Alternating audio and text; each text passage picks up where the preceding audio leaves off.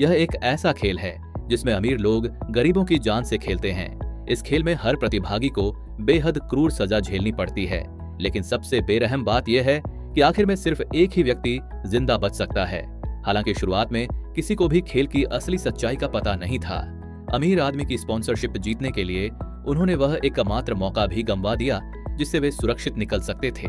यहाँ तक कि वह व्यक्ति जिसने शराब पीकर ही $50,000 जीत लिए थे, वह भी अधिक पैसे की लालच में खेल में शामिल होना चाहता था। रॉबर्ट हां से बिना नहीं रह सका, मानो कह रहा हो कि पैसा हो तो कुछ भी किया जा सकता है। क्योंकि कोई भी बाहर नहीं जाना चाहता था, रॉबर्ट ने खेल शुरू करने की घोषणा कर दी। उसका नौकर दरवाजा खोलकर एक इलेक्ट्रिक टॉर्चर मशीन लेकर अंदर आया। यह नौकर पहले अपराधियों को यातना देने वाला एजेंट हुआ करता था, इसलिए उसने यह मशीन क्यों लाई है यह कहने की जरूरत नहीं। यह देखकर बूढ़ा सज्जन गुस्से से फट पड़ा। उसे लगा रॉबर्ट सबकी जान के साथ खिलवाड़ कर रहा है। वह गुस्से में खड़ा हो गया और जोर जोर से चिल्लाने लगा। उसने कहा कि वह अब इस खेल में नहीं रहेगा और पैसे लेकर जाना चाहता है। रॉबर्ट के इशारे पर नौकर ने कमर से पिस्तौल निकाली और अब भी चिल्लाते हुए बूढ़े सज्जन पर बिना हिचकिचाए गोली चला दी। शोर एकदम बंद हो गया, बस गोली की आवाज सबके दिमाग में गूंजती रह गई। रॉबर्ट बंदूक की नोक पर चुपचाप अपनी सीट पर लौट आया। तभी बाल सफेद हो चुकी एक बुजुर्ग महिला ने डरते हुए कहा कि वह घर जाना चाहती है। रॉबर्ट मुस्कुराते हुए बोला कि अब खेल शुरू हो चुका है और कोई भी बाहर नहीं जा सकता, इसलिए खेल अब सच में शुरू हुआ। नौकर ने इलेक्ट्रिक हेलमेट उठाकर काले लड़के और लड़की के सिर पर पहनाया। रॉबर्ट ने काले लड़के से पूछा वह खुद को करंट देना चाहता है या सामने बैठी लड़की को। 15 सेकंड मिले, वह हिचकिचाया, लेकिन आखिर में वह लड़की को चोट नहीं पहुंचाना चाहता था।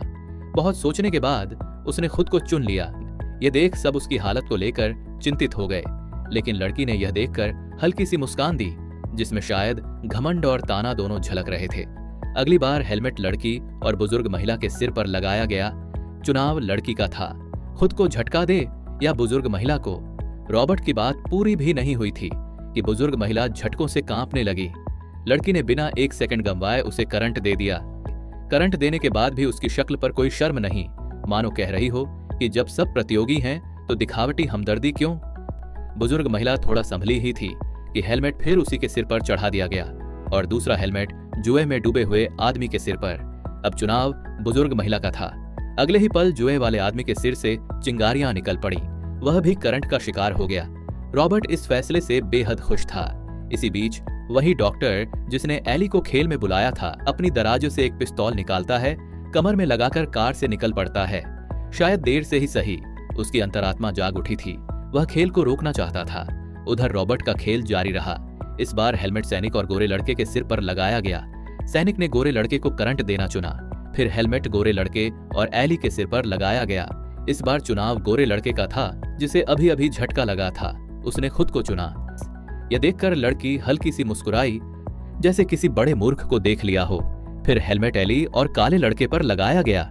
एली बहुत डर गई थी क्योंकि उसने गोरे लड़के को लगभग बेहोश होते देखा था और काले लड़के को अगर दोबारा झटका लगा तो वह भी वैसे ही बिगड़ जाएगा। यह सोचकर वह घबरा गई। यह सोचते हुए काला लड़का उसे दिलासा देने लगा कि वह चिंता न करे। एली तैयार थी कि खुद को झटका दे दे और आखिर में उसने सच में खुद को चुना। रॉबर्ट और लड़की दोनों यह देखकर निराश हो गए। वे मन ही मन एली को बेवकूफ समझ रहे थे। उन्हें लगता था कि वे इंसानों की असलियत समझते हैं, लेकिन उनके हिसाब से एली का यह निर्णय बिल्कुल मूर्खता था। पहली राउंड खत्म हुई। रॉबर्ट ने सबको आराम करने का समय दिया। सब लोग भागने की योजना पर चर्चा कर रहे थे। तभी जूलियन अंदर आई। उसने सबका मजाक उड़ाया, जैसे कह रही हो कि मदद चाहिए तो चुपचाप उसके नियम मानो। सैनिक बहुत गुस्सा हुआ, लेकिन खुद को रोक लिया। जूलियन ने अपने लोगों से सेटअप तैयार करवाया।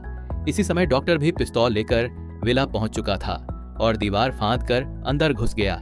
इधर जूलियन के जाने के बाद बाकी लोग भागने की योजना पर चर्चा करते रहे, लेकिन उनकी योजना में एक व्यक्ति शामिल नहीं थी।